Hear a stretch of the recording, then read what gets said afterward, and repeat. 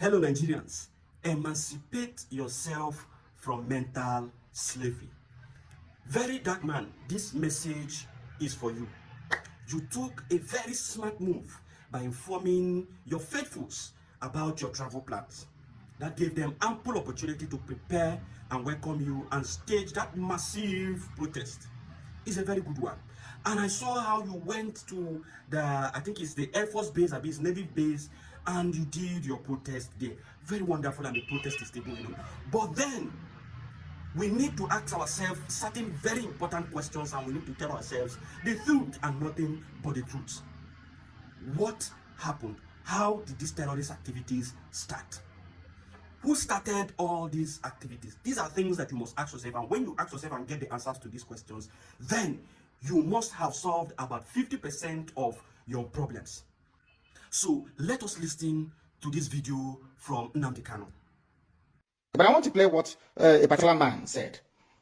And then I want to showcase the foolishness of your average Nigerian, the foolishness of Bishop Coker. I want to let the world understand how foolish a Nigerian is. Not from me. But I want all of everybody to listen to this very, very carefully, please. And tell me if Nigerians are not stupid. Listen. I have a confession that the media has not given appropriate attention. Yes, what is that? Kawu Baraje Alaji Alaji Kabaraje was a leading chieftain of the APC. Yes. And he has confessed that they imported the foreign mercenaries who have become bandits. APC imported foreign mercenaries. Baraje said it. Confessed. More evidence. What evidence do you need? He has confessed that they imported them for the elections. Yes. This is public. Why is the media not following up? Because Nigeria is Why corrupt. are we not asking for accountability? They can't act because Nigerians are not intelligent. So it seems very clear to me and to so many others. If you're in the public space, you hear people talking Yes. and pointing fingers. The ruling party is the direct sponsor of terrorism and insecurity in Nigeria. It was an interview granted by a so-called stakeholder in Nigeria. APC, the government, people are joining APC. I don't want to speak against the Holy Spirit. At this point, I begin to say to God, there is no way a black man can be equal to a white man. It's impossible. You are aware. I don't know how to show it. This is the Mises reporters. I think I'll put it on my page after this. If you go to my page, you'll see it. The man spoke very brilliantly. Nobody has come to counter him. Baraje is alive. He opened his mouth and said, a part of APC said, we are the ones that brought them from the Sahel to come and kill you. They're fellow Nigerians. And after this, you say I'm a Nigerian. That is why I say that anybody, if once you say you're a Nigerian, you are sick in the brain. I never have regard for you as a human being, because that means you cannot reason. I will play this once again, uninterrupted, so you can hear him very, very well. And I'll start by asking him, I'm not going to ask him what he said. Who is responsible for the insecurity in Nigeria? Who is to blame? Listen. We have a confession that the media has not given appropriate attention. Yes. Go ahead. Where is that? Kawu Baraje Alaji Alaji Kabaraje was a leading chieftain of the APC. Chief of APC. Confessed. He has confessed, Baraje? The foreign mercenaries who have become bandits. He has confessed. How much more evidence?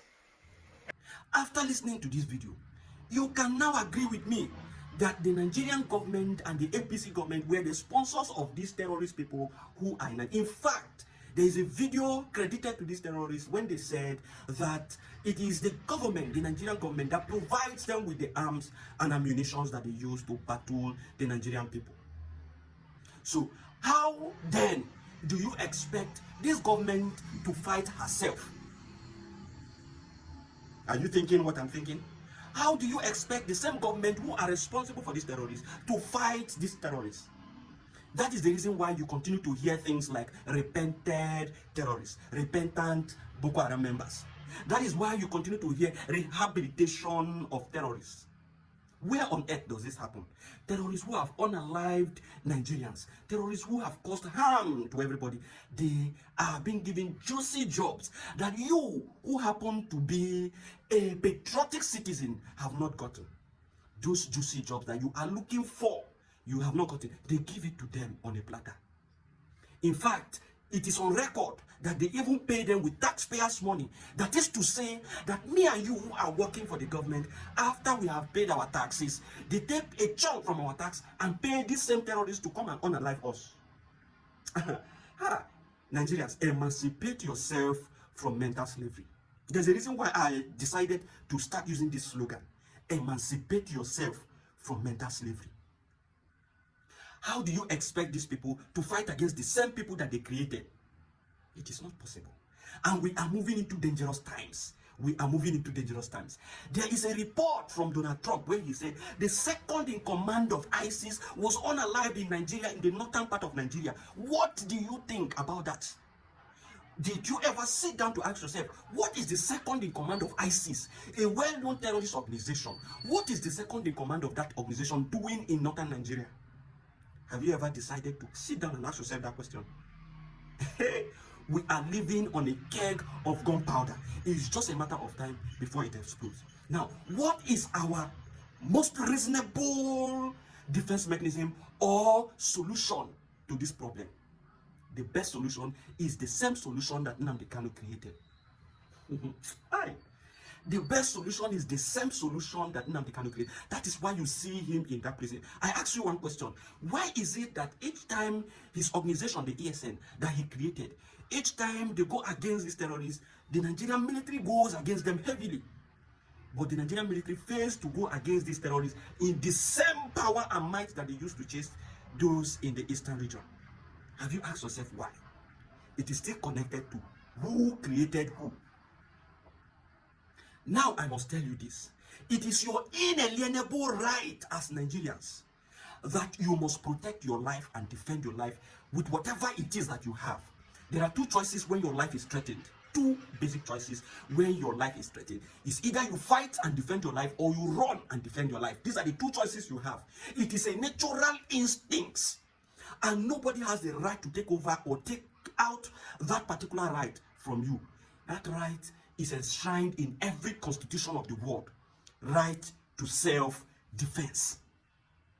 You have the right to defend yourself anywhere in the world. And as such, when something like this continues to happen unabated, what do? You find ways to defend yourself. Now, how do you defend yourself against marauding herdsmen, against our own military, who always fight us, who always use guns, AK-47 ammunition to fight us? If somebody comes with a machete to unalive you in your house, are you going to go with bare hands to defend yourself? No. You would find a machete also, or something equivalent that can pose the same threat, or even a bigger threat to whatever that assailant came with. What am I trying to say? If the government is coming with arms and ammunition to keep us shut, to keep us quiet, to hold us down in perpetuity, we must then stand up and find things that will equate that power that they have and fight back. This is the only solution. And that is why they have, gone heavily on that security outfit that Nnamdi Kanu has created to defend the people of the Southeast. A lot of you will not understand this. VeryDarkMan, as you went to that military base to protest, what did you observe? There was a barricade. The military men with their guns, arms, and ammunition were there. Civil defense were there. Every arm of the government, arm carrying, system of the government were there.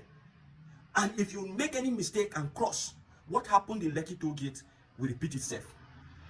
People will be unalived. Why do you think that the government, who swore an oath to protect the Constitution of Nigeria, and that highest level of the Constitution of Nigeria is the protection of the lives and livelihood of the Nigerian people, the same person who swore the oath will now come, turn around, and take your life that he is supposed to protect? There is a problem.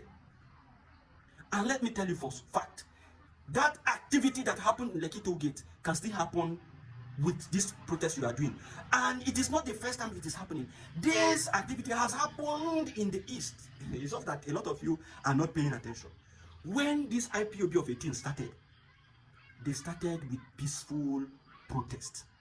They went about Aba, Onitsha, Delta, Asaba. They were doing protest until the Nigerian military started to unalive them. It wasn't a problem for them. They felt like we will continue to do this protest even if they like. They should unalive all of us. They were carrying only flags. But that straw that broke the camel's back was when they went for Nnamdi Kanu in his own abode in Abia State, Afaruku in Abia State. They went there and they did Python dance, where they unalived a lot of persons. A lot of you may not know that he did not create ESN before these activities of the military. In fact, the military has invaded his home in 2017. And a lot of nonsense continued to happen. Priests were kidnapped, pastors were kidnapped, a lot of persons were kidnapped, a lot of persons were unalive. Protest was going on. Priests were doing protests in Enugu. In Imo State, a lot of people were kidnapped. Farmers could not even go to their farm again.